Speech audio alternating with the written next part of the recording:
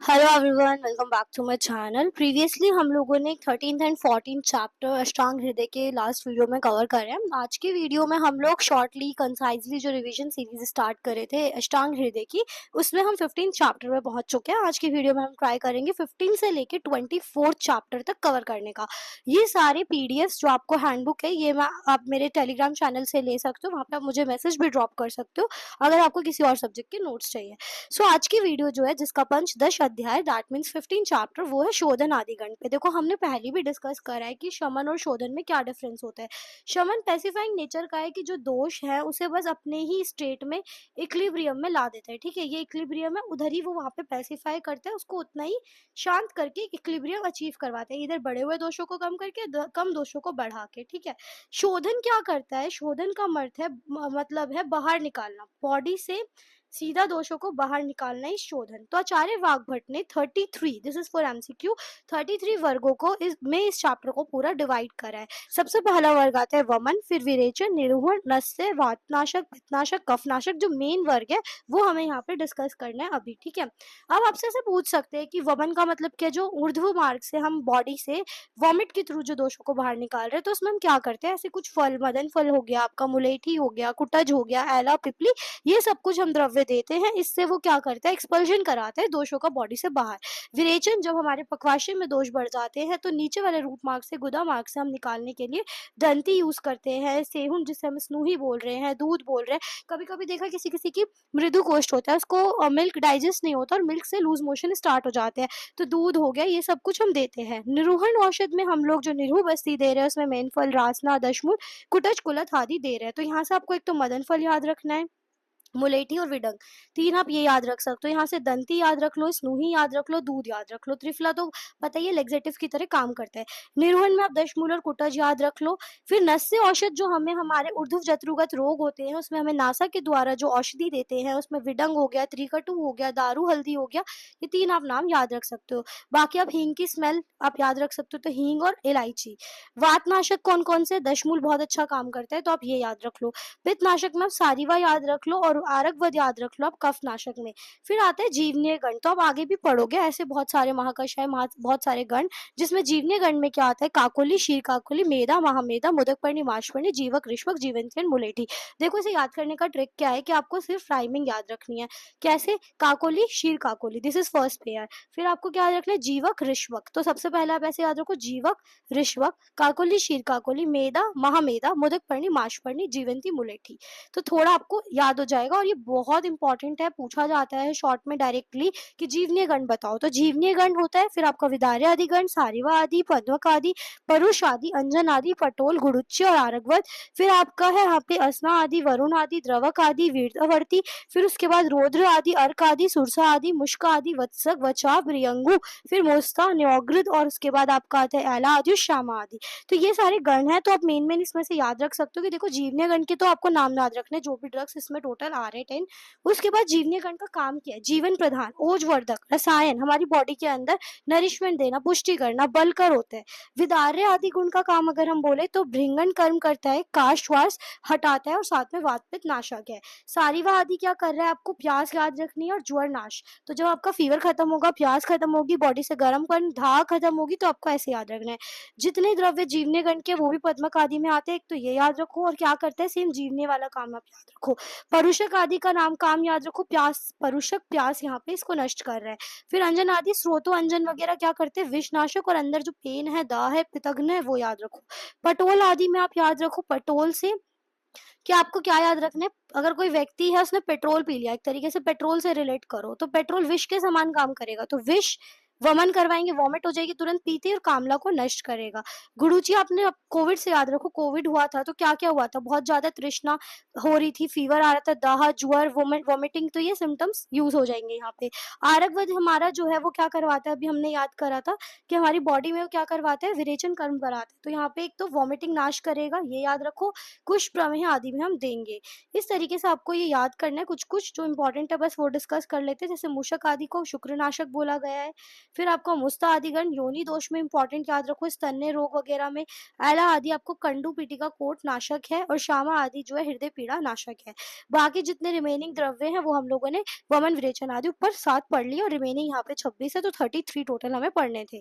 षोडश अध्याय that is 16 chapter स्नेह विधि, जो पंचकर्म का भी पार्ट है।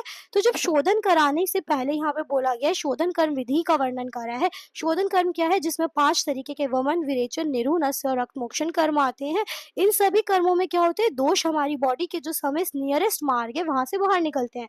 इस प्रक्रिया हेतु यह आवश्यक है, जो दोष है कहाँ लाने थे, हमने कल भी पढ़ा था कोष्ठ में, फिर जो भी निकट वाला मार्ग है वहां से बाहर निकालने हैं। तो इस शोधन को कराने से पहले हमें कराना होता है स्नेहन एंड स्वेदन। ठीक है, स्नेहन स्वेदन विधि कराने का बताया जाता है, जिसकी वजह से ही जो दोष शाखाओं में चले गए हैं वो कहाँ आ जाएंगे, कोष्ठ में। तो यहाँ पे आएंगे और जो भी नियरेस्ट मार्ग होगा वहां से बाहर निकलेंगे। तो यहाँ पे स्नेहन का क्या मतलब है वो समझेंगे, और इसका क्या परिणाम है, और स्वेदन और स्नेहन में क्या डिफरेंस है। दोषों को क्लीन कर ढीला बनाना ये होता है स्नेहन। दोषों को जो पिघलाकर द्रवित बनाता है, लिक्विफाई करता है, और होकर वो स्रोतसों शाखाओं इन सबसे निकालकर कोष्ठ में लाता है, उसे हम बोल रहे हैं स्वेदन। ठीक है, उसके बाद हम नेक्स्ट याद रखेंगे कोष्ठ शुद्धि करना। पंचकर्म आसानी से हो पाए इसलिए हम स्नेहन कर्म कराते हैं। फिर उसके बाद नेक्स्ट है कि जो हमारे अग्नि दीपक कर्म होता है, जो पंचकर्म से पहले औषधि दे रहे हैं, हम आसानी से पच पाए उसके लिए हमने अग्नि डाइजेस्टिव फायर इंक्रीज करिए, वो काम होता है। इंद्रियों को दृढ़ बनाता है, बलवर्धक होता है, जिससे पंचकर्म आसानी से हो पाता है। ये अग्नि को दीपित कर रहा है, स्रोतों को निर्मल कर रहा है, त्वक को अच्छा बना रहा है, ये याद रखना है। आपको योग्य पूछा जाता है, और अयोग्य शॉर्ट कॉन्ट्रा इंडिकेटरी कहाँ पे और कहाँ हमें बेनिफिट दे रहा है वो पूछा जाता है। तो स्वेदन और संशोधन कराने वाला क्षीण धातु कृष व्यक्ति और वात पीड़ित, उसे हम स्नेहन दे सकते हैं। अभिष्यंदी तिमिर दारुण प्रतिबोध नेत्र रोग में स्नेहन दे सकते हैं। कब नहीं देना, किसी की अग्नि बहुत ही ज्यादा मंद है, या बहुत ही तीक्ष्ण है, या बहुत स्थूल व्यक्ति है, बहुत ही कृष व्यक्ति है, तो हमें अयोग्य बताया गया। उरु स्तंभ आम रोगी कफज रोग वाला है तो नहीं देना। अतिसार उदर रोगी मूर्छा तृष्णा वाला है तो नहीं देना। नस्य बस्ती और विरेचन के बाद नहीं देना। स्नेहन द्रव्यों की अगर हम बात करें तो गुरु शीत सर स्निग्ध मंद सूक्ष्म मृदु द्रव, ये इसके स्नेहन द्रव्य के गुण होते हैं। अब वात की अगर हम बात करें तो सरसप तिल अजादुग लघु होने पर भी स्नेहन करते हैं, आपको ये याद रखना है। अपवाद मतलब एक्सेप्शन। तो यहाँ पे क्या एक्सेप्शन बताया कि जो सरसप का तेल है अजादुग्ध है वो लघु है, कि लेकिन हमारा स्नेहन क्या होना चाहिए, गुरु होना चाहिए, इसका गुण है शीत होना चाहिए। तो यहाँ लघु होने के बाद भी अगर पूछा जाए कौन से द्रव्य हैं, तो सरसप तेल है अजादुग्ध। ठीक है, और भी है ऐसे एग्जाम्पल, मृग मांस लघु होता है, मछली भैंस मांस उष्ण है शीत की जगह तो भी, और जो गुरु शीत हो रहा है सर होने के कारण रुक्षण कर्म कर रहा है लेकिन स्नेहन नहीं कर रहा। तो ये भी इंपॉर्टेंट है कि जो है वो तो गुरु भी है, शीत भी है, सर भी है, फिर भी वो रुक्षण कर रहा है तो स्नेहन नहीं कर रहा, उसको आपको याद रखना है। द्रव्य हम जो यूज करते हैं स्नेहन में, हमें पता है 4 तरीके के द्रव्य, सर्पी तेल वसा मज्जा, सर्पी इज घृत। तो स्नेहन द्रव्यों के गुण की अगर हम बात करें तो आपको GMVT याद रखना है, घृत मज्जा वसा तेल। ये क्या याद रखना है, घी मज्जा वसा तेल जो है यहाँ पे अगर हम आएंगे तो ये पित्त को बढ़ाएगा। ठीक है, घी हमें पता है ना पित्त को बढ़ा के बाहर निकालता है, और यहाँ पे ये वात शामक होता है। ठीक है, तो वात कफ कौन कम कर रहा है, तेल। तो हमें पता है वात सबसे ज्यादा कम तेल से होता है, तो इस ऑर्डर में तो वात कफ कम हो रहा है, इस ऑर्डर में पित्त बढ़ रहा है। ठीक है, और इस ऑर्डर में अगर हम जा रहे हैं घी तेल वसा मज्जा GTVM, तो GT वाई सिटी आप सब लोगों ने खेला होगा, तो GT वाई सिटी ये वाला गेम, तो इसमें GT वाई सिटी GT फिर आ रहे हैं V, तो बचा गया M। तो आपको एक गुरु का ऑर्डर याद रखना है, this is important for MCQ also, must है फॉर PG। ठीक है, यहाँ से आपको याद रखना है। अब हमें यमक का मतलब कई बार पूछ लेते हैं, जब हम 2 स्नेह को मिक्स कर रहे हैं लाइक घी और तेल, त्रिवृत 3 स्नेह को मिक्स कर रहे हैं, महास्नेह पूछे जाए, चतुर्विध महास्नेह, तो चारों स्नेहों का नाम लिखना है, घृत तेल वसा मज्जा। अब इसके कर्म पूछे जाते हैं। घृत जो होता है सभी स्नेहों में सर्वश्रेष्ठ होता है, क्यों, संस्कार ही अनुवर्तनम जो हम पढ़ते हैं, तो जो संस्कार का अनुवर्तन कर पाता है के अंदर कोई भी हम द्रव्य अगर मिला रहे हैं उस द्रव्य के गुण को ही अपना लेगा। इसी वजह से साथ साथ में अपना गुण तो है ही इसका, अगर मान लो घी है उसमें कोई A गुण प्रेजेंट है, ठीक है, और कोई एक द्रव्य है उसमें B गुण है, तो जब B इसमें A में मिलेगा तो A प्लस B बनेगा, मतलब अपना गुण तो इसमें रहेगा ही और साथ साथ में दूसरों का भी ये गुण अपना लेगा। मधुर आविदाही, बचपन से मधुर बोलते हैं ना कि हमारे लिए साथ में होता है ये रस, तो ऐसे ही इसके अंदर मधुर गुण मधुर रस आविदाही, जन्म से ही साथ में घी। हम जो जातकर्म पढ़ेंगे पीडियाट्रिक्स में तो उसमें हम मधु और घी चटाते हैं, वो इसीलिए क्योंकि जन्म से साथ में है। बुद्धि मेधा स्मृति को बढ़ाता है। तेल की बात करें, वात रोगों में सर्वश्रेष्ठ मेद का नाशक, अभ्यंग कर्म करते हैं, मसाज फिर कृमि रोग नाड़ी व्रण में भी लाभकारी। क्रूर कोष्ठी में हम लोग एरंड का तेल देते हैं दूध में मिलाकर, जिससे कि कॉन्स्टिपेशन रिलीफ होता है, लघु और दृढ़ बनाता है। वसा की अगर हम बात करें, अगर किसी को संधि अस्थि मर्म में कोई प्रॉब्लम है, कोष्ठगत रोगों में लाभकारी है। अगर हम बात करें दग्ध में भी लाभकारी है, अभिघात कोई चोट लग गई तब लाभकारी है, शिरो रोग और कर्ण रोग में भी लाभकारी है। वसा मज्जा अगर हम बात करें तो वायु, आतप, मुसाफिरी, व्यायाम से पीड़ित जो भी रोग है उनको दे सकते हैं। धातु क्षीण हो चुकी है, रुक्ष हो चुकी है, क्लेश सहन वाली, उन सब में दे सकते हैं। अति तीक्ष्ण अग्नि है, वात आवृत स्रोतों में भी लाभकारी है।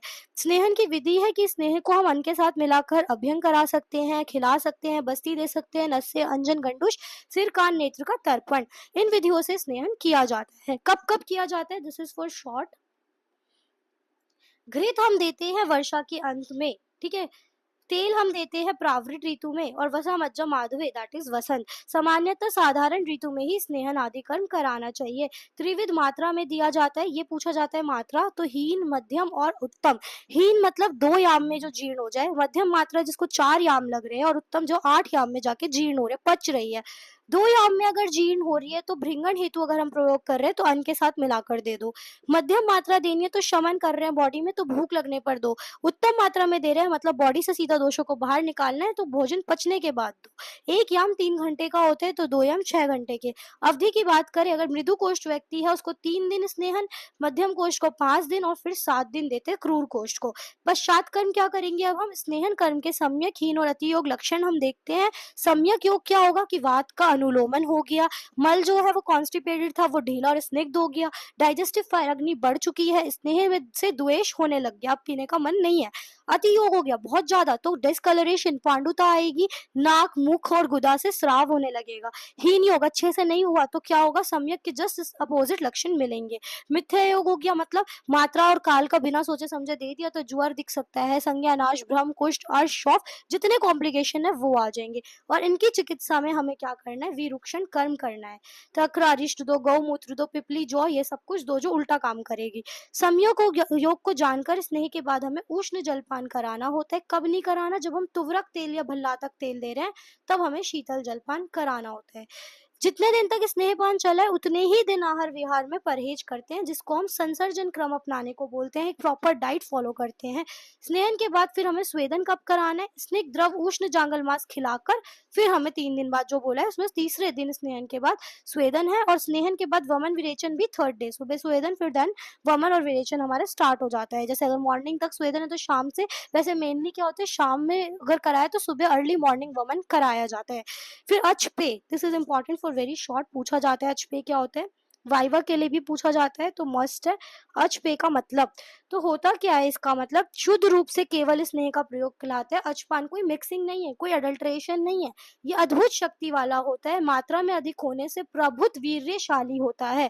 यह स्नेह की श्रेष्ठ कल्पना है, सबसे बेस्ट कल्पना है। स्नेहन अति शीघ्र इससे हो जाता है। स्नेह की विचारणा, इस पे क्वेश्चन आता है बहुत अच्छा खासा पूछा जाता है, और आप आगे भैषज्य कल्पना पढ़ोगे उसमें भी क्वेश्चन आता है। तो स्नेहन विधि में स्नेह द्रव्यों को जिस रूप से प्रयोग किया जाता है वो इसकी विचारणा कहलाती है, किस तरीके से आप दे रहे हो, दैट इज इट्स विचारणा। आचार्य वाग्भट ने रस भेद से इनकी विचारणा 63 बताई है, पूछा जाता है ये आपसे, कितनी बताई है वाग्भट ने, 63, ठीक है। और अच पे एक और ऐड करके टोटल कितनी पूछी जाए तो 64। आचार्य चरक ने 24 विचारणाएं बताई हैं, जैसे युष, विलेपी आदि, ये आपसे पूछा जाता है। तो आसात में स्नेही मलों को प्रेरित करता है, साथ में स्नेह नहीं करता है, ये भी पूछा जाता है। स्थूल रोगी में अगर हमने स्नेहपान कराना है तो पूर्व हमें विलक्षण कर्म कराना पड़ता है, इसलिए स्नेह जन्य व्यापद नहीं होते। बालक, वृद्ध और सुकुमार रोगी में हमें सद्य स्नेहन द्रव्यों को उद्वेग न करने वाले मध्यम स्नेह करवाने हैं, जैसे हम पंचृत पेय देते हैं, महास्नेह प्लस चावल एक प्रसृत मात्रा में देते हैं। लवण स्नेहन में प्रयुक्त करने से सद्य स्नेहन होता है, क्योंकि लवण कैसा है, वो व्यवाही है, मतलब बॉडी में फैलेगा, सूक्ष्म स्रोतोगामी है। नमक हमें पता है ना स्रोतों को विशुद्ध करता है, खोलता है, तो वहां पे हमें लवण मिलाकर देते हैं। कुष्ठ, शोफ, प्रमेह रोगी में हम त्रिफला से, पिपली, हरड़, गुगलू आदि से देते हैं। भोजन पूर्व करा रहे हैं तो वो अधोभाग के रोगों को नाशित करेगा, ये पूछा जा सकता है। और अगर भोजन के मध्य कराए तो मध्य भाग के रोगों को, और भोजन के पश्चात तो ऊर्ध्व भाग।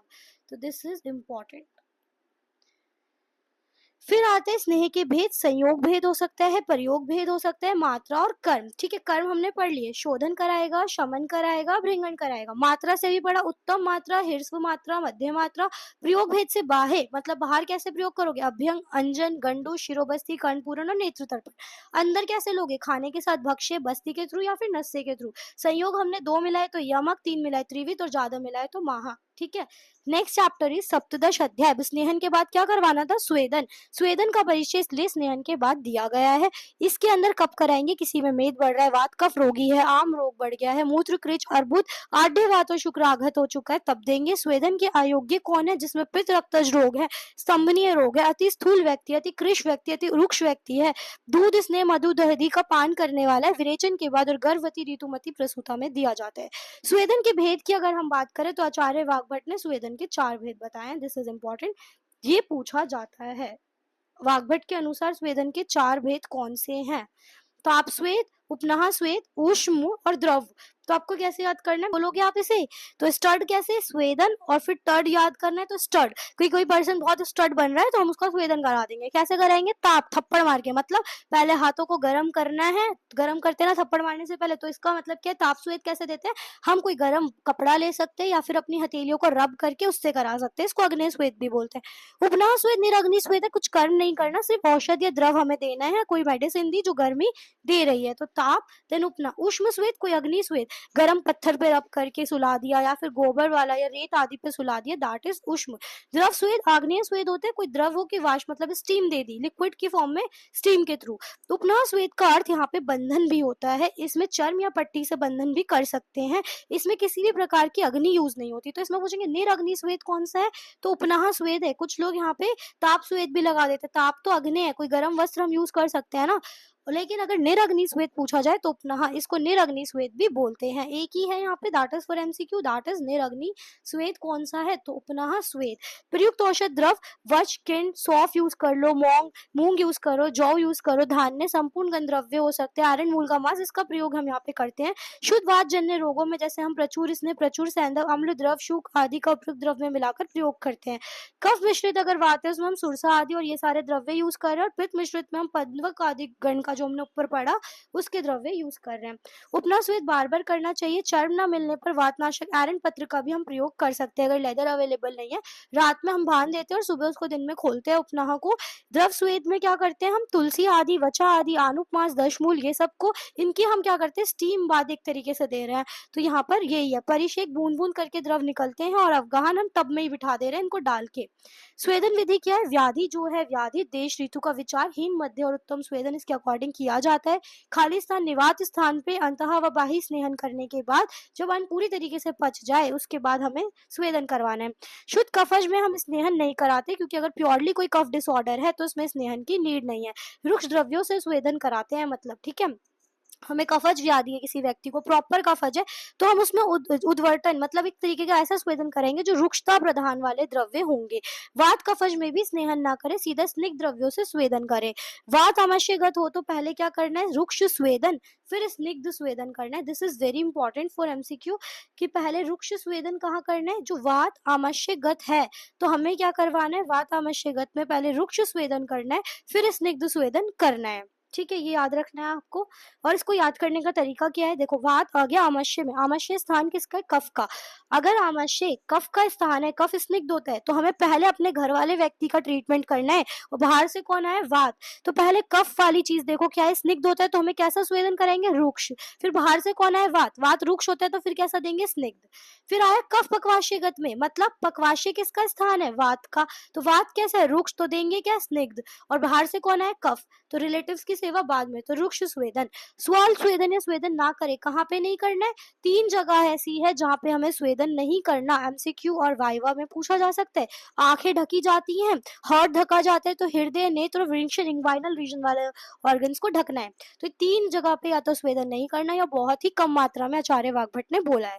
पश्चात कर्ण क्या है, सम्यक, हीन और अति योग का विचार करो। सम्यक योग क्या आएंगे, हमारी बॉडी में शीत या शूल जो लग रहा है वो नष्ट होगा और थोड़ी फ्लेक्सिबिलिटी आएगी। अति योग में हमें बहुत प्यास लगेगी, स्वर भंग, मूर्छा, पित्त रक्त दुष्टि, शरीर लाल और काले चकत्ते पड़ जाएंगे और वमन और संधि पीड़ा। चिकित्सा के स्तंभन कर्म करो। धीरे धीरे मर्दन और स्नान करने पर स्नेहन विधि के उपचार करने होते हैं। स्तंभन में क्या होता है, शरीर में धातु मल का रुकना स्तंभन कहलाता है। स्वेदन अति योग प्रकरण में इसका वर्णन भी किया गया है। इसके द्रव्य कैसे होंगे, मंद, लघु, शीत गुण वाले। और रोग कौन से, स्तंभन रोग, विष, क्षार, अग्नि, कफ, अतिसार, वमन मोह से जब पीड़ित है, इसमें हम लोगों को स्तंभन कर्म कराना है। तिक्त कषाय मधुर रस वाले द्रव्य देने हैं। इसमें बल की प्राप्ति होती है और ज्यादा कराने से होठ काले, त्वचा काली पड़ जाएगी, स्नायु संकोच होगा, शरीर में जड़ता आएगी। निरग्नि स्वेद 10 प्रकार के बताएं, जिसको हम अग्नि रहित भी बोलते हैं।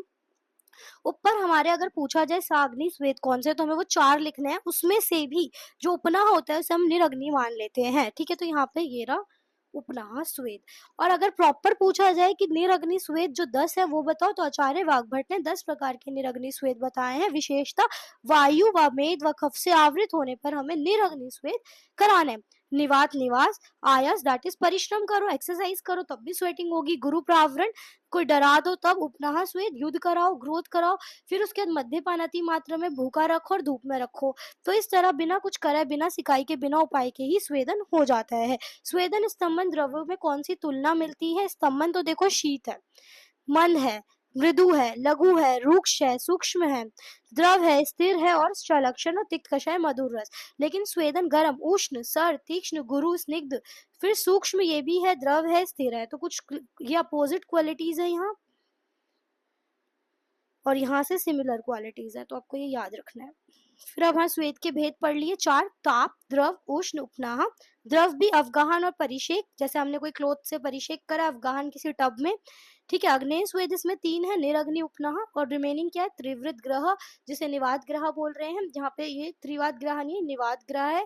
फिर हमारा गुरु प्रावरण, भय, उपनाह, शुद्ध, क्रोध, भूख, धूप। इतना तो आपको एटलीस्ट पता होना चाहिए। फिर है नेक्स्ट चैप्टर 16 अध्याय, जिसका नाम है वमन विरेचन विधि। इस अध्याय में आचार्य ने अब जो पंचकर्म है वो स्टार्ट हो गए। सबसे पहले वमन विरेचन के बारे में बताया है। फिर संशोधन से, बॉडी से ये दोष निकालने से क्या लाभ होता है, बुद्धि, बल, धातु, अग्नि बढ़ती है। वमन कब कराएंगे, ऑब्वियसली जब कफ वाले रोग प्रधान है, उसकी सबसे प्रथम चिकित्सा ही वमन है। कफ उरहा प्रदेश इसका स्थान ऊपर की तरफ रहता है, तो ऊपर माउथ से निकालना, मुख से बाहर निकालने का कर्म वमन कहलाता है। वमन कब कराना है, कफज विकार, ऊर्ध्व जत्रुगत रोगों में, स्तन्य दोष में, कुष्ठ में, प्रमेह में, यक्षमा में, अधोगामी रक्तपित, अतिसार, नवज्वर, उन्माद, पांडु, शल्यपद, उसके बाद ग्रंथि, अपची, विसर्प में। वमन कब नहीं कराना, वातज रोगों में, आमज में, अजीर्ण में, कृष, स्थूल, अति अग्नि, हृदय रोग अगर शत पीड़ित कोई व्यक्ति है, अगर किसी पर लोड पड़ेगा ना, वहां पे ट्रॉमा अगर हो रखा है चेस्ट पे, तो फिर ये नहीं कराना। कृमि कोष्ठ है, गुल्म है, उदर रोग है, प्लीहा रोग है, जीर्ण ज्वर बस्ती के बाद नहीं कराना। वमन से पहले क्या कराना है, साधारण ऋतु में कराए, स्नेहन स्वेदन पहले करना, और एक दिन पूरा ऐसा खाना दो जो कफ को और बढ़ा दे, जिससे इजीली बाहर आ जाए। प्रधान कर्म, अगर कफ बढ़ाने में हमें गुरु आहार देना होता है, जैसे आनुप मांस, उड़द, तिल आदि खिलाना है। कफ को उत्क्लेशित कर देगा, उसको एक्सपल्शन करने के लिए हेल्पफुल होगा। प्रधान कर्म रात्रि के आहार जब जीर्ण हो जाए तभी हमें वमन सुबह कराना है। अर्ली मॉर्निंग कराया जाता है क्योंकि कफ बढ़ा होता है उस टाइम पे। औषध में हम क्या मिला रहे हैं, जैसे मदन फल या मधु और सैंधव मिलाकर प्रयोग कराना है।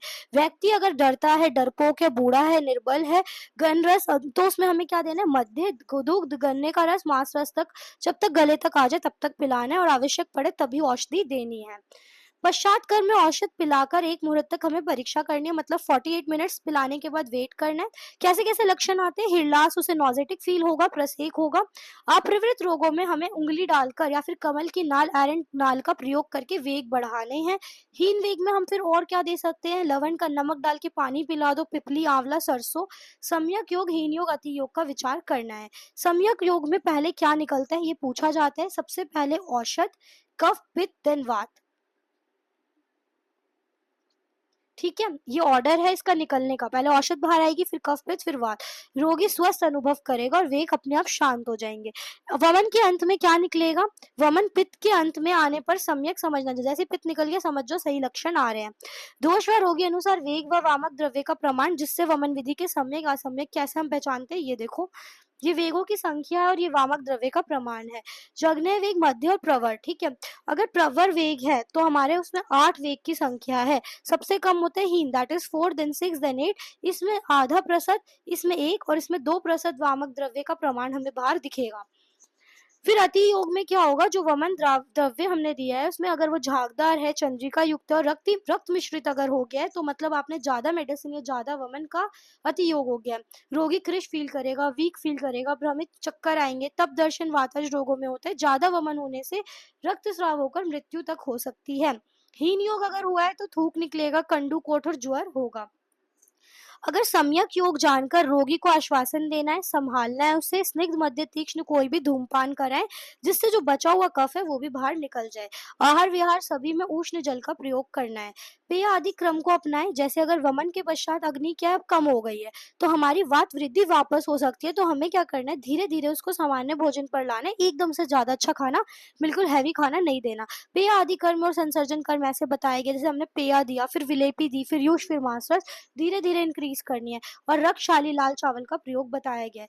वमन के बाद अगर हमें विरेचन भी करवाना है तो कम से कम कितने दिन का गैप है ये पूछा जाता है, तो 15 दिन कम से कम गैप रखना है। फिर से स्नेहन स्वेदन कराएंगे। कफ का काल बीतने कर पित्त का काल आने पर हमें क्या करवाना है, कोष्ठ विचार करके विरेचन करवाना है।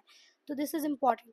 वमन औषध अगर पची ही नहीं है, ये हमें पता है, तभी वो दोषों को क्या कर रही है, बाहर निकाल रही है। डाइजेस्ट हो जाएगी तो क्या होगा, वो निकाल ही नहीं पाएगी। तो वमन औषध बिना पचे ही दोषों को बाहर निकालती है, इसलिए वमन के लिए ज्यादा परीक्षा हम नहीं करते, सिर्फ 48 मिनट्स का वेट करते हैं।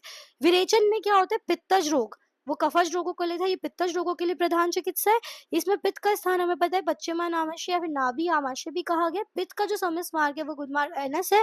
तो इसमें क्या करते हैं हम, जिसको पित्तज रोग है, पक्वाशयगत रोग है, इंटेस्टाइनल प्रॉब्लम्स है, योनि रोग है, शुक्र रोग है, नीचे जितनी प्रॉब्लम्स है, गुल्म है, कामला है, अर्श है, कुछ प्रमेह, वमन, उदर रोग, मूत्राघात, ऊर्ध्वगामी रक्तपित है, अभिषेद है, काच है, ऐसी चीजें हैं तो हमें विरेचन कराना है। अगर किसी को अभी नया ज्वर हुआ है तब नहीं कराना, ट्यूबरक्लोसिस है नहीं कराना, डायरिया है तो नहीं कराना, गुदाशत है तो नहीं कराना, निरहू बस्ती दी है उसके बाद नहीं कराना, किसी को बहुत ज्यादा क्रूर कोष्ठ है नहीं कराना, अग्नि बहुत मंद है नहीं कराना, अधोगामी रक्तपित आती है स्निग्ध तो नहीं कराना।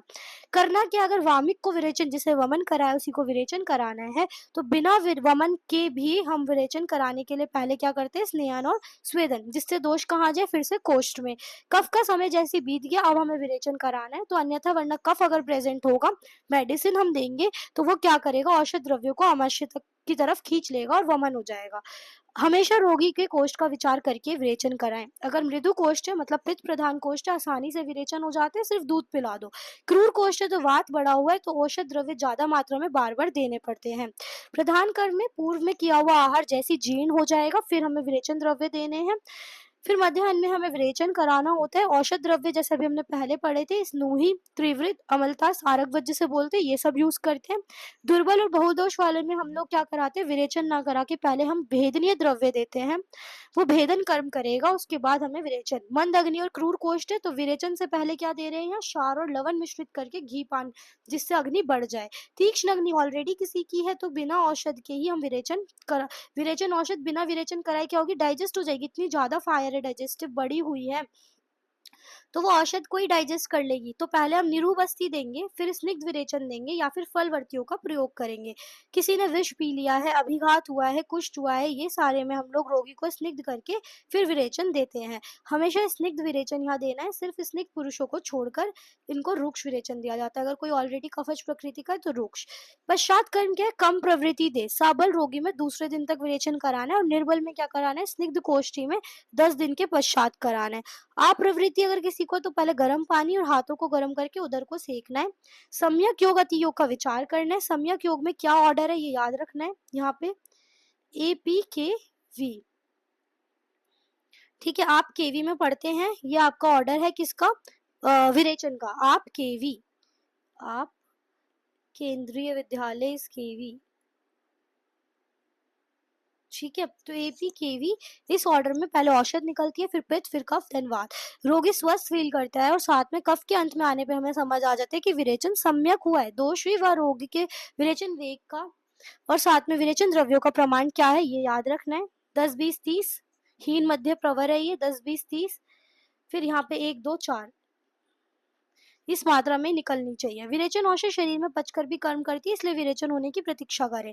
अति योग हो गया मान लो तो काला रक्त आएगा बाहर, या तो मांस धोवन के समान, मेद खंड के समान गुदा निःसारण हो जाएगा, वहां से लिक्विड निकलता रहेगा, नेत्र प्रवेश या फिर भ्रम प्यास लगेगी। हीन योग हुआ है तो जलन, अरुचि, हृदय की अशुद्धि फील होगी, उदर की अशुद्धि होगी, कफ पित्त का उत्क्लेश होता रहेगा, पीनस, राइनाइटिस और वात मल का अवरोध होगा।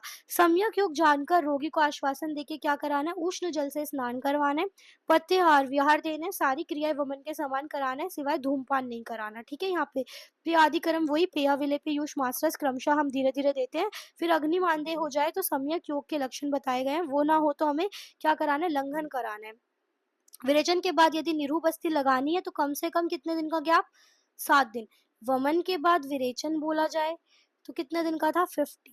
और यहाँ पे हमें विरेचन के बाद निरूह बोला जाए तो 7। ठीक है, ये याद रखना है। पेय आदि क्रम पूछा जाता है, शॉर्ट में क्या होता है, संसर्जन क्रम भी इसको बोलते हैं। जिस प्रकार थोड़ी सी अग्नि तिनका आदि को जलाकर धीरे धीरे बड़ी बनती है, स्थिर व सबको जलाने वाली हो जाती है, उसी प्रकार पेय आदि क्रम, जब हम वमन से मनुष्य की अग्नि धीरे कम हो गई, बहुत कम हो गई, धीरे धीरे बढ़ानी है तो हमें धीरे धीरे उसको तिनका देना है, तो स्थिर व सब कुछ पचाने वाली बन जाएगी। पश्चात कर्म के बाद हमें क्या क्या करा सकते हैं, संशोधन, रक्त मोक्षण, स्नेहपान, लंघन, इन सभी कर्मों के फल स्वरूप मनुष्य को अग्नि मानदेय होता है। संशोधन, वमन, विरेचन, इनसे भी अग्नि मानदेय हो गए, तो इन विधियों से पश्चात कर्म के रूप में हमें क्या देना होता है, संसर्जन क्रम।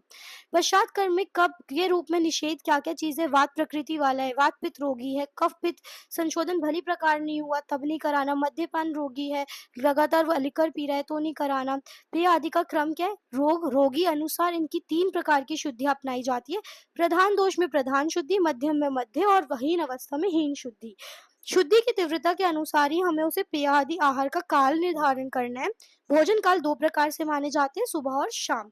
इसमें देना क्या क्या है, पेया, विलेपी, आकृत्युष, कृत्युष, आकृत मास, कृत मास, इन सभी आहारों को हमें हीन, मध्य और प्रवर शुद्धि के अनुसार देना है। कृत में क्या आते हैं, शुंठी, लवण, स्नेह आदि अगर हमने मिक्स कर दिए खाने में, शुंठी, लवण, स्नेह, और नहीं करा, जैसे छोक लगाते ना तो नमक वमक डाल रहे, वो नहीं डाला तो दैट इज आकृत। प्रधान शुद्धि में हमें कितने अंकाल बताए गए हैं, 12, और मध्यम शुद्धि में 8, और इसमें 4। ये याद रखना है, बहुत इंपॉर्टेंट है। संसर्जन क्रम पे लॉन्ग क्वेश्चन आते हैं तो इसलिए आपको पता होना चाहिए। प्रधान, मध्यम और हीन शुद्धि टोटल 3 ऐसे बताया गया, फिर 2 फिर यहाँ पे 1 कब देना है, 7, 5 और 3, सबसे कम 3 दिन, फिर 5 दिन, फिर 7 दिन, एक एक अंकाल 2 फिर 3 ठीक है। देखो कैसे देना है, यहाँ समझो। प्रधान शुद्धि हमने बोला 3 तो कैसे देंगे, पहले पेया देना है 3 आहार काल तक, फिर विलेपी, फिर आकृत्युष, कृत्युष, आकृत मास और कृत मास, टोटल 12 कैसे दिए, 3 बार हमने पेया बोली, फिर विलेपी 3 दिन, फिर आकृत 1, फिर 2, फिर 1, फिर 2, तो ये चलेगा 7 डेज तक। ठीक है, अनकाल जिस दिन शोधन हो गया उसके बाद से ये शाम से स्टार्ट करना है। ठीक है, मध्यम शुद्धि में कैसे देंगे, 2 बोला था तो 2 पेया, फिर 2 विलेपी, फिर 1 दैट इज 2, फिर 1 दैट इज 2, ऐसे ये याद रखना है। ठीक है, ये हो गया 8 अंकाल। फिर हीन शुद्धि में एक बार पेया दी, फिर एक ही बार विलेपी दी, एक ही बार कृत दी और एक ही बार मतलब कृत कृत यहाँ देना, आकृत की नीड नहीं है। यहाँ पे कैसे, आकृत फिर कृत, आकृत फिर कृत। ठीक है, तो ये 3 दिन तक देंगे, तो टोटल हो गए 4। तो इस तरीके से हमें देना है। फिर रोग जिनमें वमन नहीं कराना, विरेचन कराना है, या रोग जिन पे विरेचन निषेध या वमन करा सकते हैं, उनके नाम बताए गए। जिसमें हमें वमन नहीं कराना लेकिन विरेचन, तो वह ऊर्ध्वगत रक्तपित अगर किसी को हुआ है तो हमें यहाँ पे वमन नहीं कराना होता, विरेचन कराना है। प्लीहा रोग में भी यहाँ पे विरेचन मना है, अधो रोग में और साथ में नवज्वर में, अधोगत रक्तपित में, सेम अतिसार में, यक्षमा में, या तिमिर, कृमि और ये सब है। अब यहाँ पे बताया गया कैसे काम कर रहे हैं। तो जो वमन और विरेचन के द्रव्य होते हैं उसके गुण होते हैं, उष्ण होती, तीक्ष्ण, सूक्ष्म, व्यवाही और विकासी, अपने वीर्य द्वारा काम करती है।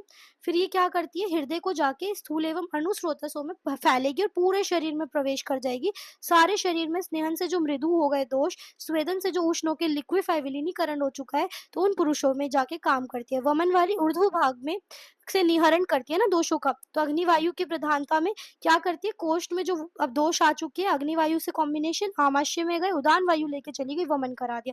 पृथ्वी जल अगर महाभूत प्रधान है, यहाँ अग्निवायु महाभूत है, यहाँ पृथ्वी जल, तो नीचे से अधोभाग से विरेचन हो जाता है। वमन विरेचन के सेम ही गुण है, यहाँ पे यही लिखे, बस महाभूत अलग है, यहाँ अग्निवायु, यहाँ पृथ्वी जल, ये ऊर्ध्व मार्ग से निकाल रही है और ये अधो मार्ग से।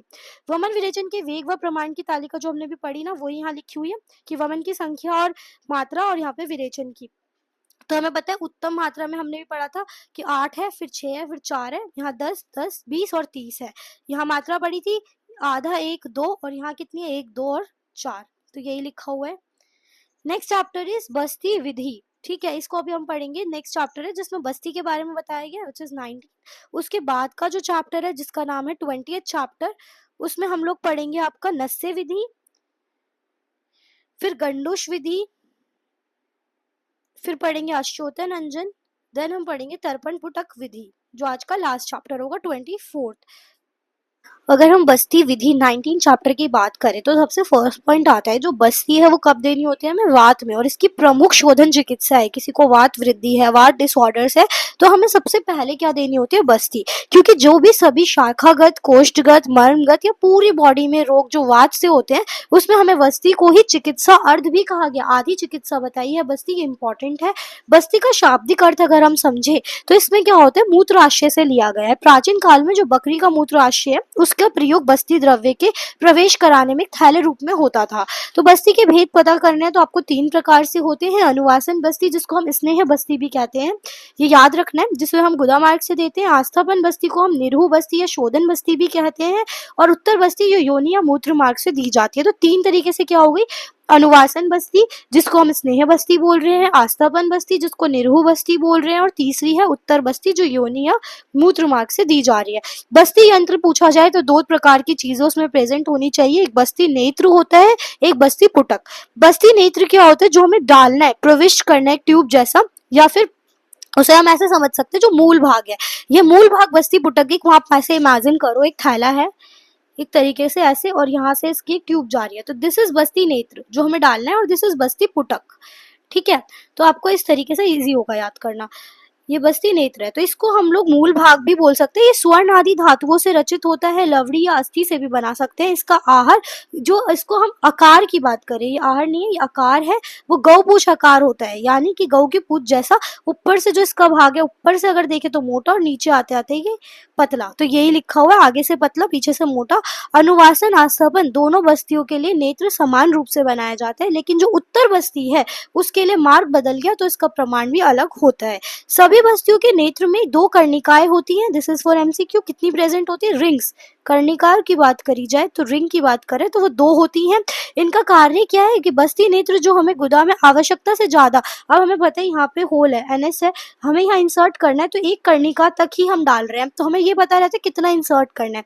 बस्ती नेत्र से बस्ती पुटक अगर हमें बांधना है, यहाँ पे अगर हमें ब्लैडर जो हम बोल रहे हैं जिससे बना होता है बस्ती से, तो वो बांधना है, तो उसके लिए दूसरा नेत्र है। अब बात आती है नेत्र की डिफरेंशिएशन अगर हम पूछे तो आस्थापन और अनुवासन का सेम है, उत्तर बस्ती का अलग है।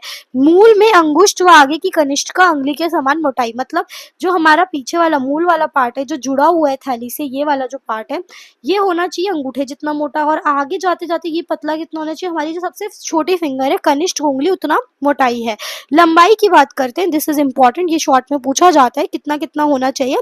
1 वर्ष से अगर कर्म का बच्चा है तो यहाँ पे दे रखा है 5, देन 2 to 6 में 6 अंगुल, देन 7 में 7, 12 वर्ष में आके 8 अंगुल, फिर ऐसे बढ़ाते जो 16 वर्ष में 9, 20 वर्ष में 12 है, 20 वर्ष से आगे भी 12 अंगुल। यहाँ अगर हम बात करें मेल की तो मेल में 12 अंगुल, ठीक है, और फीमेल की बात करें तो 10 अंगुल। 10 अंगुल यहाँ पे फीमेल का है, तो आपको ये याद रखना है। फिर आते छिद्र प्रमाण, जो छिद्र है उसमें छेद है वो 1 अंगुश के बराबर, और 1/4 अंगुल आगे बढ़ते हुए 1 वयस्क प्रमाण में 3 अंगुलियां हो जाता है। ठीक है, आगे का छिद्र अगर हम एज बढ़ाते जा रहे तो बढ़ता जाएगा। अगर हम 1 से 6 वर्ष की बात करें तो पहले वो मूंग के दाने जितना, फिर उड़द के दाने जितना, फिर मटर, फिर गीली मटर के, फिर बेर के बराबर। आकृति का वर्णन नहीं है यहाँ पे। सेम 1 छिद्र प्रमाण, यहाँ मूल छिद्र जो बोल रहे हैं पीछे वाला 1 अंगुश जो यहाँ पे बोला है वो 1 छिद्र प्रमाण बता रखा है, और 1/4 धीरे धीरे आगे बढ़ रहे तो 1/4 अंगुल आगे बढ़ के लास्ट में 3 अंगुल यहाँ पे वयस्क जो प्रमाण है वे अनुसार बताया गया, वो 3 अंगुल हो रहा है। 1/4 से स्टार्ट करना है जो मूंग के दाने के बराबर है, और फिर बढ़ते बढ़ते वो 3 अंगुल हो रहा है। आगे का छिद्र मेल की बात करें तो सरसों के दानों के समान, और फीमेल में मूंग जाने के योग्य बराबर बताया गया है।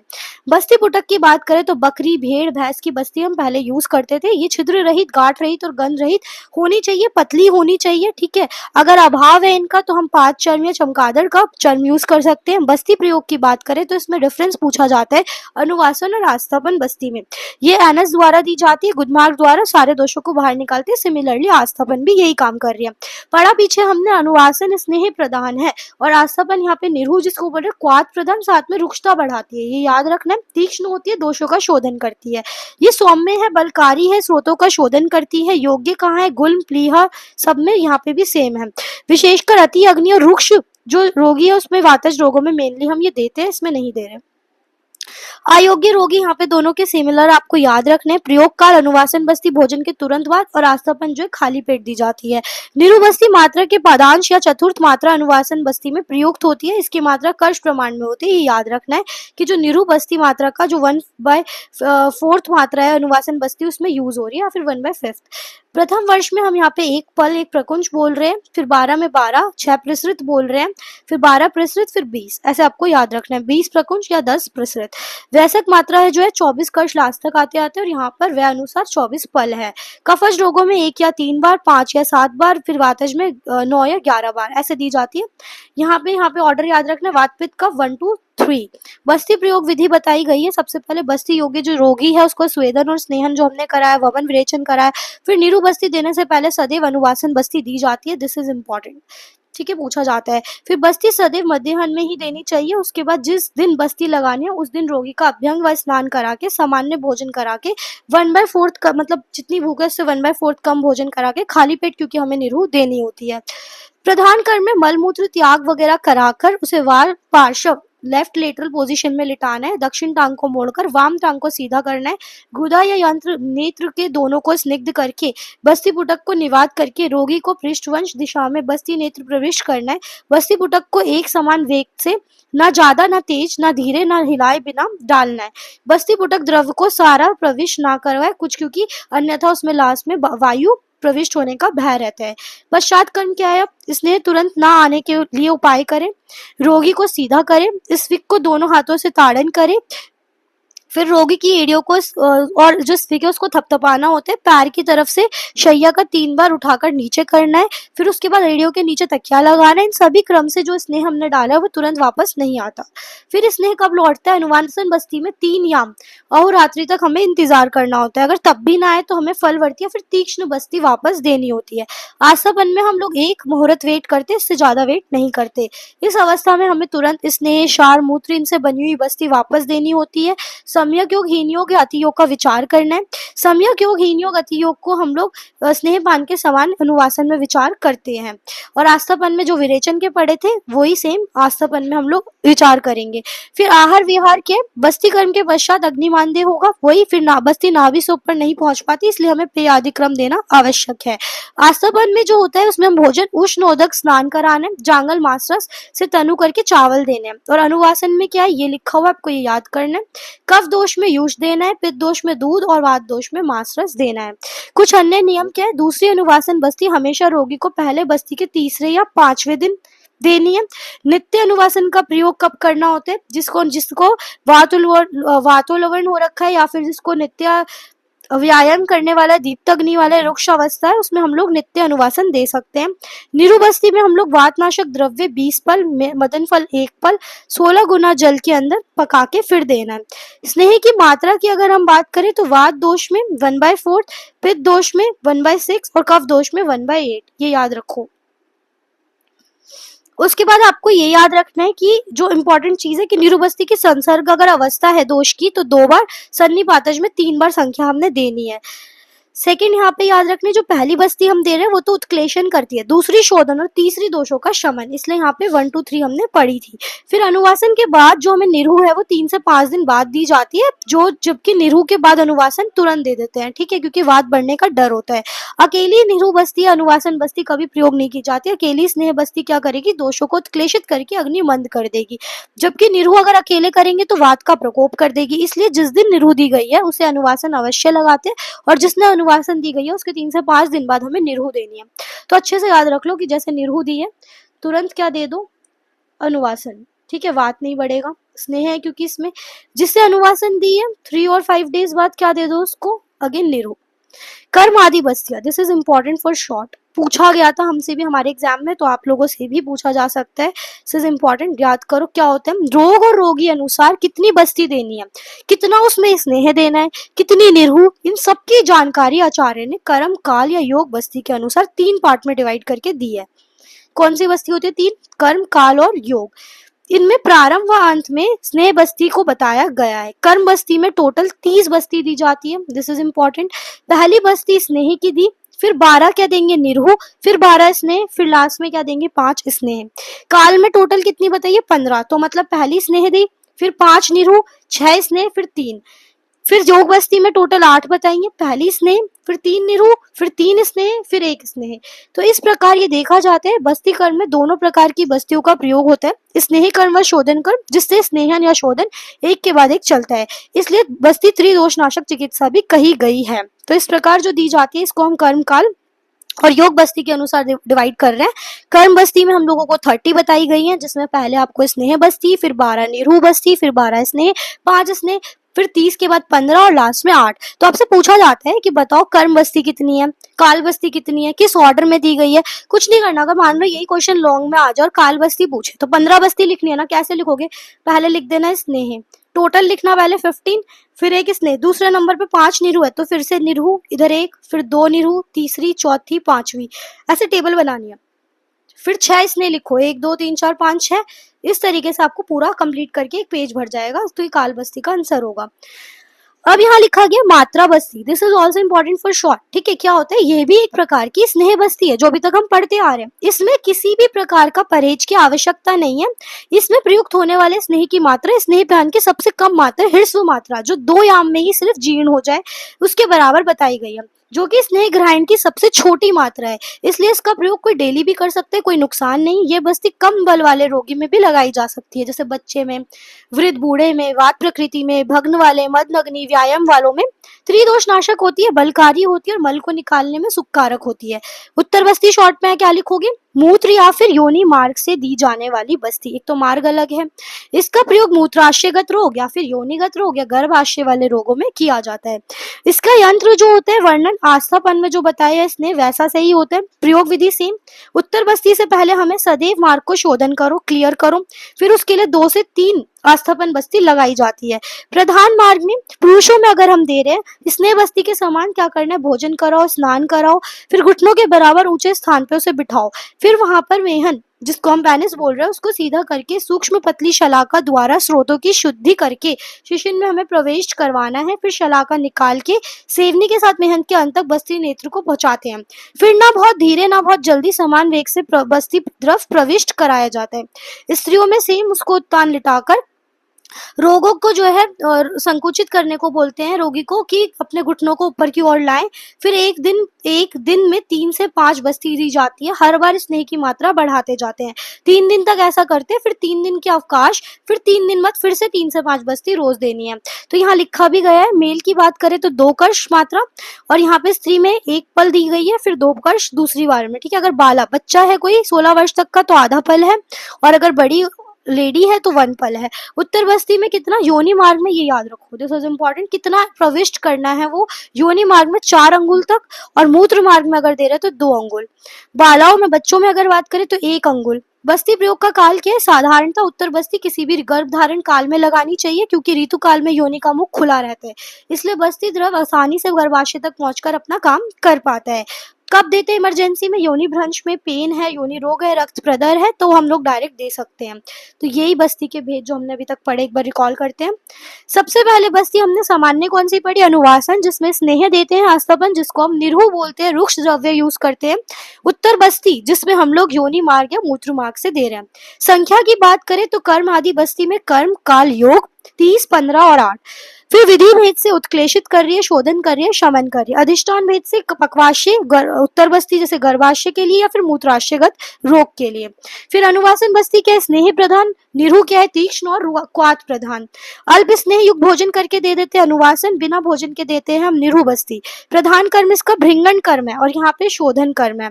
स्नेह के शरीर में रुकने का समय यहाँ 3, यहाँ 1 मुहूर्त तक की वेट करना है। शुद्ध वातज रोगों में दे सकते हैं, वातज रोगों में प्रयोग करा तो क्या बढ़ जाएगी, रुक्षता। तो हमें क्या करना है, साथ में सदैव अनुवासन का प्रयोग करना है। इसके बाद 6 पल उत्तम मात्रा और यहाँ पे 24 पल। 1 वर्ष से लेके 12 वर्ष 13 वर्ष यहाँ पे इस तरीके से बताया गया कितने कितनी मात्रा में देनी है। आई होप आपको ये क्लियर हो गया होगा। यहाँ के सारे मेन पॉइंट्स हमने कवर कर लिया। अगर क्वेश्चन आएगा तो आप इजीली अटेम्प्ट कर सकते हो, लॉन्ग आंसर भी बहुत अच्छे से लिख सकते हो। जितनी कहानी सुनी है बस उसी को आपको लिखना है। तो एग्जाम पॉइंट ऑफ व्यू से ये इंपॉर्टेंट चैप्टर रहता है। नेक्स्ट चैप्टर है नस्य विधि, विच इज आपका जो 20th चैप्टर है आई गेस। तो नस्य विधि को हम लोग नस्य को शिरो विरेचन भी कहते हैं। एक पॉइंट ये याद रखना है, दिस इज इम्पोर्टेंट। ऊर्ध्व जत्रुगत रोगों में नस्य का प्रयोग किया जाता है। अब हमें बोला जाता है नासा ही शीर्षो द्वारम। ठीक है, इसका मतलब क्या है कि जो हमारे सिर में शीर्षो द्वारम मतलब जो सिर में जितने रोग हैं, तो नासा के थ्रू जो दी गई औषध वो सिर में फैलकर वहां के रोगों को नष्ट करती है। निकले हुए श्राप जो मुख से थूकना ये सब निकालती है। मतलब जो भी वहां पे प्रॉब्लम है ऊर्ध्व जत्रुगत रोग में, उसमें हमें नस्य देना होता है। नस्य के प्रकार पूछे जाए तो कर्म अनुसार विरेचन, भृंगन, शमन, मात्रा अनुसार मर्श और प्रतिमर्श, स्वरूप अनुसार अवपीड़न और प्रद्युमन नस्य। This is important. आप आगे भी पंचकर्म में पढ़ोगे, सुश्रुत के अनुसार, चरक के अनुसार, नस्य सेपरेट चैप्टर, अलग अलग कंपैरेटिव। अभी आपको वाग्भट अनुसार याद रखना है। कर्म अनुसार के विरेचन, भृंगन, शमन। कैसे याद रखोगे, वाग्भट है वी से तो VBS। ठीक है, ये बोल के चले गए वाग्भट VBS। विरेचन, भृंगन और शमन कब देना है, अगर किसी को सर में दर्द है, अभिसंधि फील कर रहा है, कफज विकार है, अपस्मार है या पीनस है, तो हमें कौन सा नस्य देना है, विरेचन। भृंगन कब देना है, वातज शूल है, स्वर क्षय है, ठीक है, कृच अवरोध है, अवबाहुक है, नासा शोष है। शमन नस्य केश रोग, नीलिका व्यंग, अक्षिराज, पित्तज विकार, इस सब में कौन से द्रव्यों से दिया जाता है, यहाँ पे आप मरीच और सोठ याद रखो, सैंधव और मधु, यहाँ जांगल मास याद रखो, यहाँ पे भी जांगल मास है, रक्तगुंद, ये दोनों सेम है तो ये याद रख सकते हो। अब आते हैं मात्रा अनुसार, ये शॉर्ट में पूछा जाता है as well as in viva. मर्श नस्य और प्रतिमर्श नस्य दो तरीके से डिवीजन है। मर्श नस्य क्या होता है, जब हम अपनी तर्जनी उंगली उसे लेकर 2 पर्व जो हमारी उंगली का है वहां तक अगर हम डालते हैं तो जो उंगली से द्रव्य जितना टपका उसे बोलते हैं बिंदु। जैसे मान लो आपने ये फिंगर ली, ये हो गए पर्व, ठीक है, यहाँ पे हमने डाला किसी लिक्विड में, इसको डिप करा, अब जितनी ड्रॉप्स टपकी तो वो कहलाएगी उतनी बूंद। तो मर्श नस्य अंगुली से नासा में औषध को टपकाना ही मर्श नस्य है। उत्कृष्ट मात्रा 10 बिंदु, मध्यम मात्रा दे रहा 8 और हीन में हम 6 बिंदु देते हैं। इसका प्रयोग रोग अनुसार किया जाता है। प्रति मर्श स्पेसिफिक याद रखो, स्पेसिफिक कर देता है क्या कि 2 बिंदु देनी है, ठीक है। मात्रा सिर्फ 2 बिंदु अगर हो गई तो प्रतिमर्श। इसका प्रयोग हर दिन कर सकते हो आप, हर उम्र में कर सकते हो, क्योंकि इसकी मात्रा कम होती है तो शरीर में दोषों को उत्क्लेशित नहीं करती है। अब नेक्स्ट आता है स्वरूप अनुसार अवपीड़न और प्रद्युमन। बहुत इजी सा है, देखो कैसे याद करोगे। आपने किसी चीज को पीस दिया, पीड़ा पहुंचाई, ठीक है, तो क्या निकलेगा, उसका जूस निकलेगा, दैट इज स्वरस। क्या निकलेगा, जूस।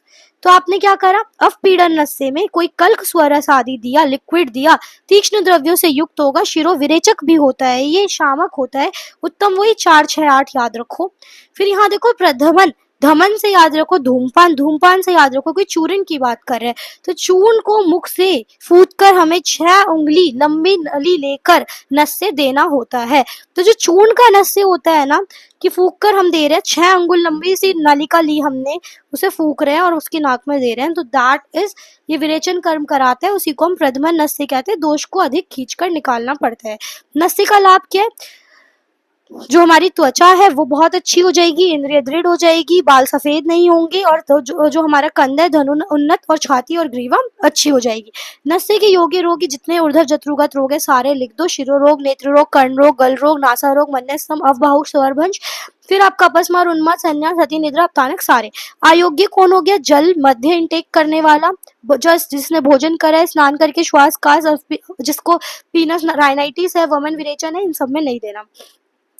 अब मान लो कफज रोग है, कब दोगे, सुबह, पित्तज में दिन में और रात में हम देंगे वातज में, और स्वस्थ अवस्था में पूर्वाहन में दे सकते हैं। ऋतु के अनुसार शरद व वसंत ऋतु बताई गई है, प्रायः सभी अवस्थाओं में एक दिन छोड़कर नस्य देना चाहिए, ठीक है। ऐसा 7 दिन तक करें, मगर कुछ रोगों में 2 बार नस्य दिन में दे सकते हैं, जैसे अपतानक, मन्य स्तंभ और वातज, शिरोरोग और स्वर भ्रंश। विधि क्या है, पहले पूर्वकम देन प्रधान देन पश्चात। पूर्व में हमें क्या करना है, उत्तमांग का पहले स्नेहन कराओ उसका, फिर स्वेदन कराओ, फिर हमें क्या करना है, उसे बिठाना है उत्तान, फिर हमें उष्ण उष्ण अम्बु तप के वाष्प दो पहले, फिर औषध को गर्म करके नलिकाई बिच्छू द्वारा नासा के एक एक पुटक में डालो, फिर एक को बंद करके दूसरे में डालो, ऐसा 2-3 बार करो। पश्चात कर्म में क्या करना है, पाद तल स्कंद हाथ इन सबका मर्दन करो, श्वास को खींचते हुए दोनों पार्श्व में मुख में आए हुए श्राव को थूको। फिर इस प्रकार सारी औषध बाहर आ जाती है। निष्टीवन करने से पहले 100 तक गिनती गई, फिर थूकना है। फिर निष्टीवन के उपरांत धूमपान करके गुनगुने जल से उसको कवल कराना है, मुंह में मतलब कुल्ले। नशे देने पर समानता रोगी को मूर्छा आ सकती है, इसलिए सिर को छोड़कर सभी जगह शीतल जल फेंको, उस पर परिषेक करो। विरेचन नशे के बाद स्नेह नशे का प्रयोग करना बताया गया। ऐसा करने से विरेचन नशे की जो तीक्ष्णता है वो कम हो जाती है। फिर शॉर्ट क्वेश्चन आते हैं, प्रतिमर्श नशे के कौन योग्य है? किसी बच्चे को देना है, वृद्ध को देना है, निर्बल व्यक्ति, उराहशद, दुर्दीन, सब में प्रतिमर्श नशे दे सकते हैं। कब नहीं देना? किसी को सिर में कृमि है, बाधिरता है, मद्यपान है, वो इंटेक कर रहा है अल्कोहल, उत्कृष्ट दोष है और उत्कृष्ट दोष है तो नहीं देना। प्रतिमर्श नशे कब तक देना होता है? प्रति 15। इन 15 अवस्थाओं में जो काल बताए गए हैं उसमें हमें देना है। कौन से काल है ये पूछा जाता है, याद होने चाहिए, इंपॉर्टेंट है। कब देना है? दिन में, रात में भोजन करके, दिन में सोने के बाद, मल त्याग के बाद मूत्र त्याग, फिर ब्रश करके, वमन करके, गंडुश, शीरोअभ्यंग करके, अंजन और मुसाफिरी, थकान या स्त्री संघात से, इन सब के बाद हमें देना है। हंसने के बाद, बोलने के बाद, दिन में, रात में, ऐसे लिखना है। मात्रा 2 बिंदु है। फल क्या होते हैं? दिन रात भोजन उपरांत वमन, दिवस, स्वप्न, ऊर्ध्व श्रम और स्त्री संग। इसमें प्रतिमर्श देने से स्रोतों का शोधन होता है और क्लमता जो थकान है उसका नाश होता है, दृष्टि बल बढ़ता है। ठीक है, अगर मान लो शीरोअभ्यंग करे, अंजन करे, गंडुश इसके बाद देंगे तो क्या होगा? दृक बल, दृष्टि बल बढ़ जाएगा। दातुन के बाद देंगे तो दांतों में दृढ़ता आएगी। हास्य उपरांत देंगे तो वात शांति होगी। नित्य प्रयोग करने से ये कम मात्रा में होने के कारण भी बहुत लाभकारी होता है, इसका कोई परहेज नहीं है। ये आजन्म मरणम शस्तम भी इसे कहा गया है। अब आते कब कब दे सकते हैं नशे? हम लोग दे सकते हैं, यहाँ पे लिखा हुआ है जो टाइम पीरियड, इतने साल तक हम दे सकते हैं, 7 to 80 ईयर्स की आयु तक। यहाँ पे 18 से अधिक हम धूमपान, कवलम 5 से अधिक और वमन विरेचन का टाइम पीरियड 10 से लेके 70 वर्ष तक बोला गया है। नशे में कौन सा तेल श्रेष्ठ है? अगर उसकी बात करें तो नित्य प्रयोग होने में नशे में तेल सर्वश्रेष्ठ माना गया है, क्योंकि अन्य स्नेह जो हमने पढ़े हैं, तेल वसा घृत मज्जा, उसमें तेल जो है वो कफ को बढ़ाता नहीं है। सिर को जो कफ का स्थान माना गया, तेल सभी स्नेह में वात कफ नाशक होता है। सबसे श्रेष्ठ कौन? अणुतेल। पूछ सकते हैं आपसे, सर्वश्रेष्ठ होता है अणुतेल। औषध द्रव्यों की बात करें तो जीवंती, देवदारू, पुस्ता, विडंग, बला, शालपर्णी, कृष्णपर्णी, मुलेठी, ये सब हम दे सकते हैं। तेलों में तिल तेल भी दे सकते हैं, क्वाथ में हम जल दे सकते हैं, दूध में अजा दुग्ध से दिया जाता है। विधि की बात करें औषध द्रव्यों का, जो 100 गुना पुराना जो हमारा उर्षा जल है उसका क्वाथ बना सकते हैं।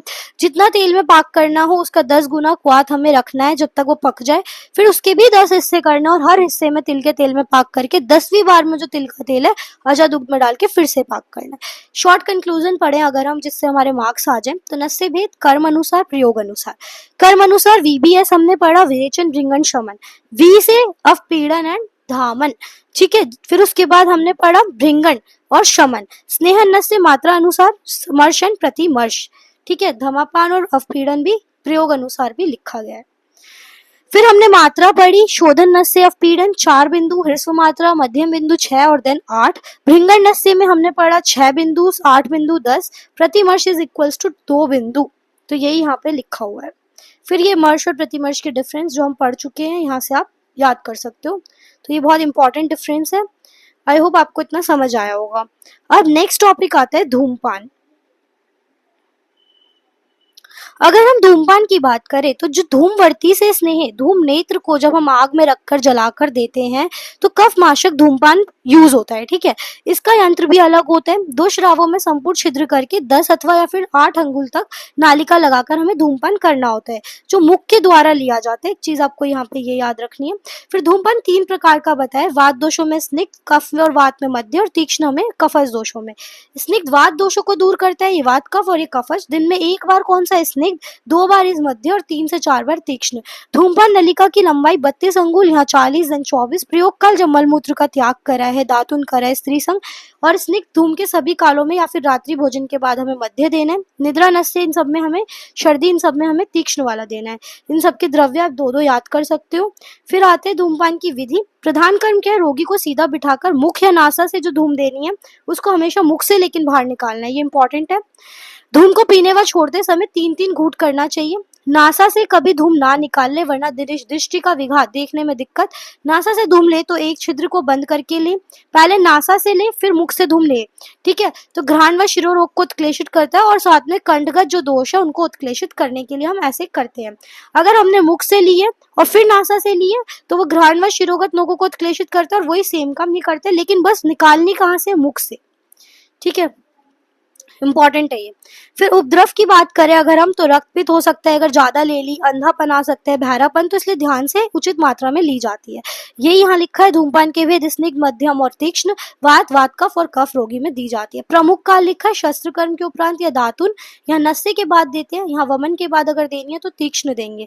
दिन में 1 बार, 2 और 3-4 बार। धूमपान की नलिका हमने पढ़ ली कितने अंगुल, फलों के स्नेह से दे सकते हैं, तेल से दे सकते हैं, घुगलू से दे सकते हैं, शल्लकी से दे सकते हैं, दशमूल से दे सकते हैं। आई होप आपको इतना अच्छे से समझ आ गया होगा। अभी हम नेक्स्ट चैप्टर जो कवर करेंगे वो आते हैं गंडूश आदि कर्म, ठीक है। गंडूश आदि विधि के बारे में इस चैप्टर में पढ़ने वाले हैं।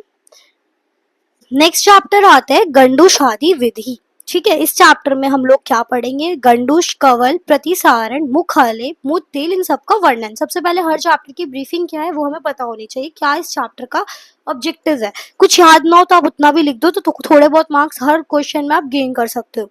सबसे पहले गंडूश क्या होता है, इस क्रिया में हम मुंह में क्या लेंगे, स्नेह, दूध, मधुदक, शुक्त, मध्य, मांसरस, मूत्र, धान्य आम्ल, इनको दोष अनुसार औषध द्रव्य को कल्क में मिलाकर पकाकर बिना पकाए ये ठंडे या गर्म करके मुख में इतना धारण किया जाता है। इसका फायदा क्या है, देखो गंडूश से याद रखो गंध, किसी चीज से दुर्गंध आ रही है तो आप उसको मुख में रखोगे, बाहर निकालोगे ना तुरंत, है ना, और हिलाओगे भी नहीं फिर मुंह में, इसको कुल्ले नहीं कर रहे, तो हिलाना नहीं है। तो यही बस इसका मेन कारण बन जाता है कि जो गंडूश होती है उसमें दुर्गंध आने के कारण हम मुख में द्रव को बिना हिलाए, ठीक है, रखना है। तो योग्य रोगी क्या है, मुखपाक सर्वसर रोग में दो, मुख में किसी की दुर्गंधता है, दंत हर्ष है, दंत चल है, आगंतुज व्रण है, शार अग्नि दग्ध है, मुख शोष है, इन सब में दिया जाता है। भेद याद रखो, कुछ याद रहे ना रहे। 4 भेद है, स्निग्ध, शमन, शोधन और रोपण। स्निग्ध फिर से वातज रोगों में शमन, पित्तज, शोधन, कफज और व्रण होने में रोपण क्रिया की जाती है। स्निग्ध याद रखोगे तो कैसे, रुक्ष होता है तो वातज में, मधुर अम्ल लवण रस लो उसको स्नेह में मिला के देते हैं। शमन पित्तज रोगों में तो कषाय तिक्त मधुर क्या करता है, पित्त को कमन, औषध मिला दो इसमें। कफज रोगों में तिक्त कटु अम्ल प्लस उष्ण और रोपण हमें कषाय तिक्त रस। गंडूश धारण कैसे, वात रहित स्थान में बैठ के धूप में करना चाहिए। रोगी के कंधे व ग्रीवा पे पहले स्वेदन मर्दन करो, गंडूश द्रव मुख में धारण करने को बोलो और बोलो उसको मुख को ऊंचा करके बैठा रहे। ऐसा तब तक करे जबकि मुख में कफ से पूर्ण ना लगे और घ्राण व नेत्र से स्राव ना होने लगे, बस इतना सा काम करवाना है। सामान्यतः इसमें तिल का तेल, मांस रस, गंडूश नित्य प्रयोग में धारण किया जा सकता है। दंत हर्ष किसी को प्रॉब्लम है, दंत चल की प्रॉब्लम है, वातज मुख रोग है तो ठंडा या गर्म तिल को उधर का जो गंडूश है वो दिया जाता है। उष है, दाह है, पाक है, शत है, विष है तो हमें घी या दुग्ध का देना होता है। फिर शार अग्नि दग्ध में भी दे सकते हैं। प्रयुक्त द्रव अनुसार लाभ क्या होता है, अगर मधु का गंडूश दिया है मान लो तो उसकी विषादता लाता है, वहां संधान कार्य करता है, रोपण करता है, प्यास व दाह को शांत करता है। लवण या धान्य अम्ल का दिया है तो मुख की विसरता, दुर्गंधता को नष्ट करता है। लवण रहित धान्य अम्ल का दिया है तो वो मुख शोषरम परम बताया गया है, शीतल क्रिया करता है। क्षार अम्बु का दिया है तो आशु कफ संचय का नाश करता है। सुख उष्णोदक दिया है तो वक्त्र लाघवता लाता है मुख में। कवल क्या होता है, कवल और गंडूश में क्या डिफरेंस है, इधर कवल लेने में हम मुख में चलाते हैं उसको, स्नेह आदि द्रव्य को मुख में इतना भरो कि मुख में द्रव्य को हिलाया जा सके, चलाया जा सके। कब देने, मन्ने रोग, शिरोरोग, मुख रोग, नेत्र रोग, कंठ रोग, पीनस, लाला प्रसेक, इन सब में देने हैं। प्रतिसारण क्या होता है, जो मुख के भीतर हम कोई लेप कर रहे हैं, कोई ऑइंटमेंट लगा रहे हैं। 3 तरीके का प्रकार का बताया गया, कल्क, रस क्रिया और चूर्ण, ठीक है, प्रतिसारण के ये टाइप्स हैं। औषध द्रव्य इसमें प्रयुक्त शोधन गंडूष के ही द्रव्य हैं। मुखलेप में बाहर भी लगा सकते हैं, अंदर भी। लाभ क्या है? अकाल वृद्धावस्था है, व्यंग है, तिमिर है, नीलिका है, ऐसी कोई कष्ट है तो हम देंगे। दृष्टि इससे बलवान होती है और मुख खिले हुए कोमल के समान, कमल के समान दिखता है। कब नहीं देना? अजीर्ण, नस्य, अनुग्रह, रोचक, इसमें नहीं देना। 3 प्रकार के कौन से हैं? विषनाशक, दोषनाशक, वर्णकारक। वातज कफज रोगों में उष्ण लगाना है, बाकी सब में अतिशय शीतल लगाना है। विधि क्या है? लेप की मोटाई 3 प्रकार से, एक अंगुली के 1/4 भाग, एक 1/3 और एक 1/2 भाग से बताई गई है। ये बेसिक समरी थी जो आप इस चैप्टर में पढ़ते हो तो आप यहाँ से याद रख सकते हो। नेक्स्ट चैप्टर है आश्चोतन अंजन। इसका वर्णन हमें 23 व 24 चैप्टर में आचार्य ने नेत्र में प्रयुक्त औषध कल्पनाओं का वर्णन यहाँ पे किया है। जो आंखों में हम ऑइंटमेंट लगाते हैं वो 3-4 तरीके की जो बताई हम, अश्चोतन, अंजन, तर्पण, पुटपाक विधि। इस अध्याय में अश्चोतन व अंजन का उल्लेख किया गया है। नेत्र में प्रयुक्त औषध न केवल नेत्रगत रोग बल्कि नासागत, मुखगत, शिरोगत रोगों को भी शांत करती है।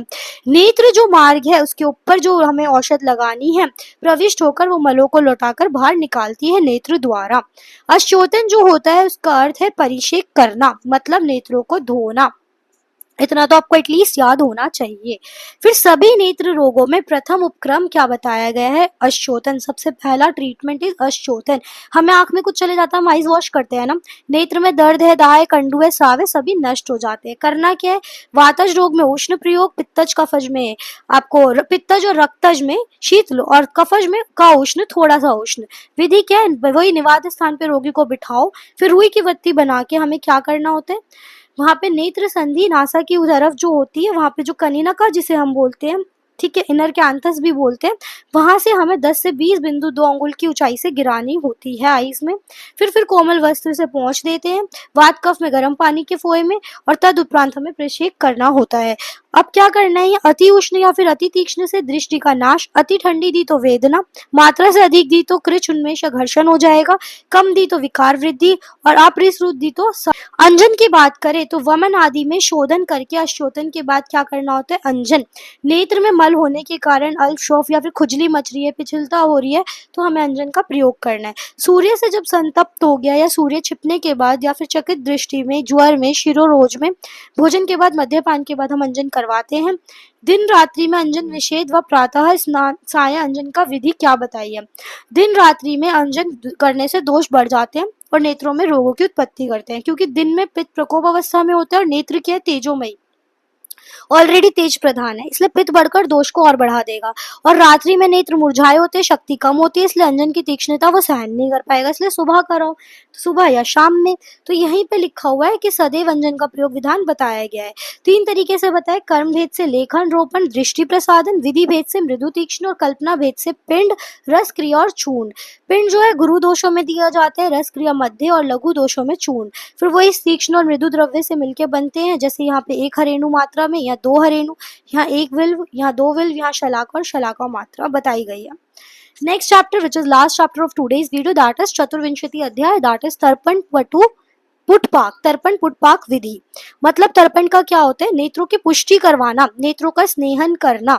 इसमें क्या, जब नेत्र ड्राई हो गए, स्तब्धता आ गई, अभिघात चोट लग गई, वात पित्तज रोग, अभिष्यंद, अधिमंत, जीर्ण भक्षम, तब हमें क्या कराना है? तर्पण। योग्य काल जब नेत्र में रेडनेस है, शोथ है, अश्रु व मैले हो गए हैं, तब इसका प्रयोग के। जब नेत्र में लालिमा, रेडनेस, शोथ है, अश्रु व मैल ना हो, तब प्रयोग करें। पूर्व कर्म में हम पहले वमन, विरेचन, नस्य कराने के बाद शोधन करके निवात स्थान में ऋतु साधारण होनी चाहिए, साय काल में या फिर प्रातः या साय काल में इसको उत्तान लिटाए। फिर हमें क्या करना है? रात्रि के नेत्र केशों के बाहर जो उड़द के आटे से बनी हुई 2 अंगुल ऊंची पाली बनानी है। ठीक है, रोगी के नेत्रों के केशों के बाहर जो आई लिड्स हैं, उस आई लिड्स के बाहर हमें जो उड़द के आटों से, ऐसे मोटी सी आपने देखा भी होगा, ऐसे करके हमें आटे से बना के आइस पे रखनी है। दोष अनुसार सिद्ध घृत और गर्म पानी को पिघलाकर इसमें भर दे।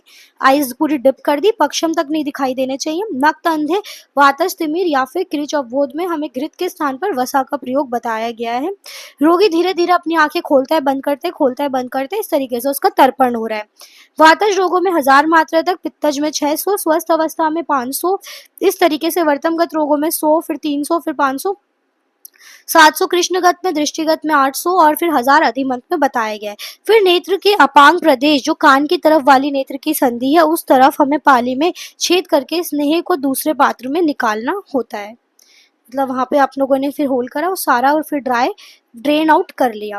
तो ये पश्चात कर्म था। आई होप आपको इतना क्लियर हुआ होगा। अगर आपको ये थोड़ा बहुत समरी हम लोगों ने एक तरीके से डिस्कस करी है हर चैप्टर की, बाकी तो बुक से ही पढ़ना होता है, but this is exam revision series, तो यहाँ से आपको जो भी इंपॉर्टेंट क्वेश्चन है एटलीस्ट वो आप अटेम्प्ट कर पाओगे। कुछ भी क्वेश्चन आए, आपने इतना अच्छे से पढ़ा होगा तो आप बहुत अच्छे से डिटेल उसके खुद लिख लोगे। Do like, share and subscribe for further videos. Thank you so much. In the next part we will gonna cover from chapter 25 to 30। I hope आपको इतना समझ आया होगा। Do like, share and subscribe.